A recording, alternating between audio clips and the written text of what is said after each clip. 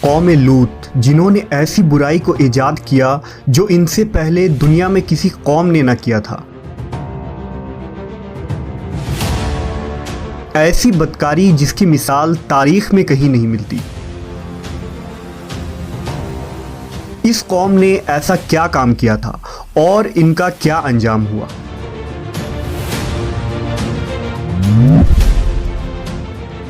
حضرت لوط علیہ السلام اللہ کے ایک برگزیدہ نبی تھے۔ آپ کے والد کا نام ہاران تھا جو تاریخ کے بیٹے تھے۔ آپ کی پیدائش عراق کے قدیم شہر اور میں ہوئی تھی۔ اس شہر میں ابراہیم علیہ السلام کا مسکن تھا۔ دراصل لوط علیہ السلام کے والد ہاران حضرت ابراہیم کے سگے بھائی تھے، یعنی حضرت لوط علیہ السلام حضرت ابراہیم کے بھتیجے تھے۔ چونکہ حضرت لوط علیہ السلام کے والد ان کے بچپن میں ہی انتقال کر چکے تھے، لہذا حضرت لوط کو حضرت ابراہیم نے بیٹا بنا کر پالا تھا۔ آپ حضرت ابراہیم پر سب سے پہلے ایمان لانے والوں میں شامل ہیں۔ آپ حضرت ابراہیم کے زمانے میں اہل سدوم کی رہنمائی کے لیے نبوت کے منصب پر فائز ہوئے۔ حضرت لوط کے بہت سارے معجزات ہیں۔ آپ جس وقت بارش کے لیے دعا کرتے تھے تو آسمان بادلوں سے بھر جاتا اور خوب بارش ہوتی تھی۔ حضرت لوط جس پتھر پر سر رکھ کر سوتے، اس پتھر پر آپ کے سر مبارک کا نشان بن جاتا تھا۔ سدوم وہ علاقہ تھا جہاں لوط علیہ السلام مبعوث فرمائے گئے۔ سدوم کے آس پاس 5 نہایت ہی خوبصورت شہر آباد تھے، جن میں سے ہر ایک کی آبادی 1 لاکھ نفوس سے زیادہ ہی تھی۔ یہ علاقے نہایت ہی سرسبز و شاداب اور قدرت کی فیاضی کا حسین شاہکار تھا۔ یہاں باغات کی کثرت تھی، لہلہاتی کھیتیاں یہاں کی ضروریات سے کہیں زیادہ تھی۔ اردن، شام اور اسرائیل کے درمیان بسا ہوا یہ علاقہ نہایت ہی زرخیز تھا۔ وہاں طرح طرح کے اناج، پھل، میوے بکثرت پیدا ہوتے تھے، اور یہی وجہ تھی کہ آس پاس کے بستیوں کے لوگ بھی اپنی معاشی اور غذائی ضرورت کے لیے ان بستیوں کی طرف آتے تھے۔ مگر یہ بات اہل سدوم کے لوگوں کو بالکل بھی پسند نہ تھی۔ ان کے خیال میں ان کی بستیوں میں پیدا ہونے والے پھلوں، اناجوں اور سبزیوں پر صرف ان کا ہی حق تھا۔ وہ نہیں چاہتے تھے کہ دوسری بستیوں کے لوگ ان کے علاقے میں آئیں۔ ایک دن سدوم کے لوگ اس بات پر غور و فکر کر رہے تھے کہ باہر سے آنے والے لوگوں کو یہاں آنے سے آخر کیسے روکا جائے، کہ ابلیس ایک بزرگ کی شکل میں ان کے محفل میں آیا اور کہا، اگر تم ان سے پیچھا چھڑانا چاہتے ہو تو میرے کہنے پر عمل کرو۔ اس اجنبی بزرگ کی بات لوگوں نے بہت توجہ سے سنی۔ ابلیس نے کہا، میں کل بتاؤں گا۔ دوسرے دن ابلیس ایک خوبصورت جوان لڑکے کی بھیس میں آیا اور انہیں اپنی عورتوں کے بجائے مردوں کے ساتھ فعل بد کرنا سکھایا۔ ابلیس نے کہا کہ اگر تم ان بستیوں کے لوگوں سے نجات چاہتے ہو جو تمہاری بستی میں آ جاتے ہیں تو ایسا کرو کہ جب بھی کوئی شخص تمہارے علاقے میں آئے تو تم لوگ زبردستی اس کے ساتھ اپنی خواہش پوری کرو۔ اس طرح یہ لوگ اس بستی میں آنا چھوڑ دیں گے۔ اپنی نفسانی خواہشات کے لیے مردوں سے بدفعلی اس قوم کا دستور بن گیا تھا۔ یہاں بے حیائی عام ہو گئی تھی۔ حکمراں، سردار، رؤسا، ہر طبقے میں گھر گھر یہ عمل پھیل گئی تھی۔ بھری محفل میں یہ لوگ اس فحاشی کے کام کو کر کے خوش ہوتے تھے۔ کوئی بھی محفل اس کام کے بغیر ادھوری سمجھی جاتی تھی۔ خاص کر مسافروں میں سے کوئی خوبصورت لڑکا ہوتا تو یہ لوگ اسے اپنا شکار بنا لیتے۔ تلمود میں لکھا ہے کہ اہل سدوم اپنی روزمرہ کی زندگی میں سخت ظالم، دھوکے باز اور بد معاملہ تھے۔ کوئی مسافر ان کے علاقے سے بخیریت نہ گزر سکتا تھا۔ کوئی غریب ان کی بستیوں سے روٹی کا ایک ٹکڑا نہ پا سکتا تھا۔ بارہا ایسا ہوتا تھا کہ باہر کا آدمی ان کے علاقے میں پہنچ کر فاقوں سے مر جاتا اور یہ اس کے کپڑے اتار کر اس کی لاش کو برہنہ دفن کر دیتے۔ اپنی وادی کو انہوں نے ایک باغ بنا رکھا تھا جس کا سلسلہ میلوں تک پھیلا ہوا تھا۔ اس باغ میں وہ انتہائی بے حیائی کے ساتھ اعلانیہ بدکاریاں کرتے تھے۔ حضرت لوط علیہ السلام نے انہیں توحید کی دعوت دی اور بدکاری کے اس گھنونے عمل سے توبہ کرنے کا حکم دیا۔ حضرت لوط نے کہا، تم بے حیائی کیوں کرتے ہو؟ کیا تم عورتوں کو چھوڑ کر لذت حاصل کرنے کے لیے مرد کی طرف مائل ہوتے ہو؟ حقیقت یہ ہے کہ تم احمق لوگ ہو۔ حضرت لوط اہل سدوم کو دن رات واعظ و نصیحت کیا کرتے، لیکن قوم پر اس کا کوئی اثر نہ ہوا، بلکہ وہ بہت فخریہ انداز میں یہ کام کرتے تھے۔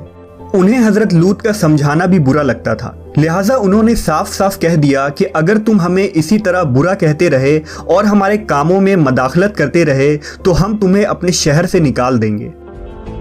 حضرت لوط نے نصیحت و تبلیغ کا سلسلہ جاری رکھا، لہٰذا ایک دن اہل سدوم نے خود ہی عذاب الہی کا مطالبہ کر دیا۔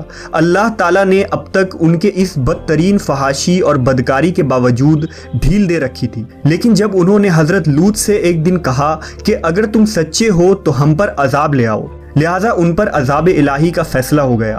اللہ نے اپنے خاص فرشتوں کو دنیا کی طرف روانہ کر دیا۔ یہ فرشتے دراصل حضرت جبرائیل، میکائیل اور اسرافیل علیہ السلام تھے۔ پھر یہ فرشتے حضرت لوط علیہ السلام کے گھر تشریف لے آئے۔ حضرت لوط نے جب ان خوبصورت نوعمر لڑکوں کو دیکھا تو سخت گھبراہٹ اور پریشانی میں مبتلا ہو گئے۔ انہیں یہ خطرہ محسوس ہوا کہ اگر ان کے قوم کے لوگوں نے انہیں دیکھ لیا تو نہ جانے وہ ان کے ساتھ کیا سلوک کریں گے۔ حضرت لوط کی بیوی کا نام وائلہ تھا، اس نے آپ پر ایمان نہ لایا تھا اور وہ دراصل منافقہ تھی، وہ کافروں کے ساتھ تھی، لہٰذا اس نے جا کر اہل سدوم کو یہ خبر دے دی کہ لوط کے گھر نوجوان لڑکے مہمان ٹھہرے ہوئے ہیں۔ یہ سن کر بستی والے دوڑتے ہوئے حضرت لوط کے گھر پہنچے۔ حضرت لوط نے کہا، اے قوم، یہ جو میری قوم کی لڑکیاں ہیں یہ تمہارے لیے جائز اور پاک ہیں، اللہ سے ڈرو اور مجھے میرے مہمانوں کے سامنے رسوا نہ کرو۔ کیا تم میں سے کوئی بھی شائستہ آدمی نہیں؟ حضرت لوط کی بات سن کر وہ لوگ بولے، تم بخوبی واقف ہو کہ ہمیں تمہاری بیٹیوں سے کوئی حاجت نہیں، اور جو ہماری اصل چاہت ہے اس سے تم بخوبی واقف ہو۔ قوم لوط کے اس بے شرمانہ جواب سے اندازہ لگایا جا سکتا ہے کہ وہ فعل بد میں کس حد تک مبتلا ہو چکے تھے۔ جب حضرت لوط علیہ السلام کی قوم ان کے گھر کی طرف دوڑتی ہوئی آئی تو حضرت لوط نے گھر کے دروازے بند کر دیے اور ان نوجوانوں کو ایک کمرے میں چھپا دیا۔ اس بدکار لوگوں نے آپ کے گھر کا گھیراؤ کیا ہوا تھا اور ان میں سے کچھ گھر کے دیوار پر بھی چڑھنے کی کوشش کر رہے تھے۔ حضرت لوط اپنے مہمانوں کی عزت کے خیال سے بہت زیادہ گھبرائے ہوئے تھے۔ فرشتے یہ سب منظر دیکھ رہے تھے۔ جب انہوں نے حضرت لوط علیہ السلام کی بے بسی اور پریشانی کا یہ عالم دیکھا تو حقیقت سے پردہ اٹھاتے ہوئے یوں فرمایا، اے لوط، ہم تمہارے رب کے بھیجے ہوئے فرشتے ہیں، یہ لوگ ہرگز تم تک نہیں پہنچ سکیں گے۔ ابھی کچھ رات باقی ہے تو اپنے گھر والوں کو لے کر چل دو اور تم میں سے کوئی شخص پیچھے مڑ کر نہ دیکھے۔ اہل سدوم حضرت لوط کے گھر کا دروازہ توڑنے پر بضد تھے، لہٰذا حضرت جبرائیل علیہ السلام نے گھر سے باہر نکل کر اپنے پر کا ایک کونا انہیں مارا، جس سے ان سب کی آنکھوں کے ڈھیلے باہر نکل آئے اور بصارت زائل ہو گئی۔ یہ خاص عذاب ان لوگوں کو پہنچا جو حضرت لوط کے پاس بد نیتی سے آئے تھے۔ حضرت لوط علیہ السلام حقیقت حال جان کر مطمئن ہو گئے اور اپنے گھر والوں کے ساتھ رات ہی کو نکل کھڑے ہوئے۔ بیوی بھی ان کے ساتھ تھی، لیکن کچھ دور جا کر وہ واپس اپنے قوم کی طرف پلٹ گئی اور قوم کے ساتھ جہنم رسید ہو گئی۔ صبح کا آغاز ہوا تو اللہ کے حکم سے حضرت جبرائیل نے بستی کو اپنے پر سے اکھاڑ دیا اور پھر اپنے بازو پر رکھ کر آسمان پر چڑھ گئے، یہاں تک کہ آسمان والوں نے بستی کے کتے کے بھونکنے اور مرغوں کے بولنے کی آوازیں سنی۔ پھر اس بستی کو زمین پر دے مارا، جس کے بعد ان پر پتھروں کی بارش ہوئی۔ ہر پتھر پر مرنے والوں کا نام لکھا ہوا تھا۔ جب یہ پتھر ان کو لگتے تو سر پاش پاش ہو جاتے۔ صبح سویرے شروع ہونے والا یہ عذاب اشراق تک پوری بستی کو نیست و نابود کر چکا تھا۔ قوم لوط کی ان خوبصورت بستیوں کو اللہ نے ایک انتہائی بدبودار اور سیاہ جھیل میں تبدیل کر دیا، جس کے پانی سے رہتی دنیا تک کوئی فائدہ نہیں اٹھایا جا سکتا۔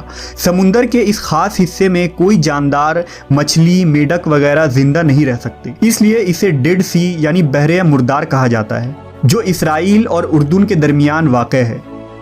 ماہرین آثار نے 10 سالوں کی تحقیق و جستجو کے بعد اس تباہ شدہ شہر کو دریافت کیا تھا۔ تحقیقات سے پتہ چلا تھا کہ اس شہر میں زندگی بالکل ختم ہو چکی ہے۔ اس شہر کے راستے اور کھنڈرات کو دیکھ کر آرکیولوجسٹ نے یہ اندازہ لگایا کہ جب یہ شہر تباہ ہوا تو اس وقت لوگ روزمرہ کے معمولات کے کاموں میں مشغول تھے اور یہاں زندگی اچانک ختم ہو گئی تھی۔ اہل سدوم جنہیں پتھر بنا دیا گیا تھا، ان کے بت ابھی تک بحر مردار کے پاس موجود ہیں، جو تا قیامت لوگوں کے لیے ایک عبرت ہے۔ آج یورپی ممالک میں انسانی آزادی کے نام پر اس بدکاری کی اجازت دی جاتی ہے اور اس فحش عمل کو فخر سمجھا جاتا ہے، مگر حقیقت یہ ہے کہ ہم جنس پرستی بالکل فطرت کے خلاف ہے، جس سے انسانی معاشرہ تباہ و برباد ہو جاتا ہے۔ روایتوں کے مطابق ایک مرتبہ حضرت سلیمان علیہ السلام نے شیطان سے پوچھا کہ اللہ کے نزدیک سب سے بدترین عمل کیا ہے؟ ابلیس بولا، جب مرد مرد سے بدفعلی کرے اور عورت عورت سے خواہش پوری کرے۔ حضرت ابن عباس سے روایت ہے کہ رسول اللہ صلی اللہ علیہ وسلم نے فرمایا کہ اس شخص پر اللہ پاک کی لعنت ہو جو قوم لوط والا عمل کرے۔ مزید ایسی اسلامی ویڈیوز کے لیے ہمارے چینل کو سبسکرائب کریں، لائک کریں اور شیئر کریں۔ مجھے اپنی دعا میں یاد رکھیے گا۔ تو ملتے ہیں آپ سے اگلی ویڈیو میں۔ اللہ حافظ۔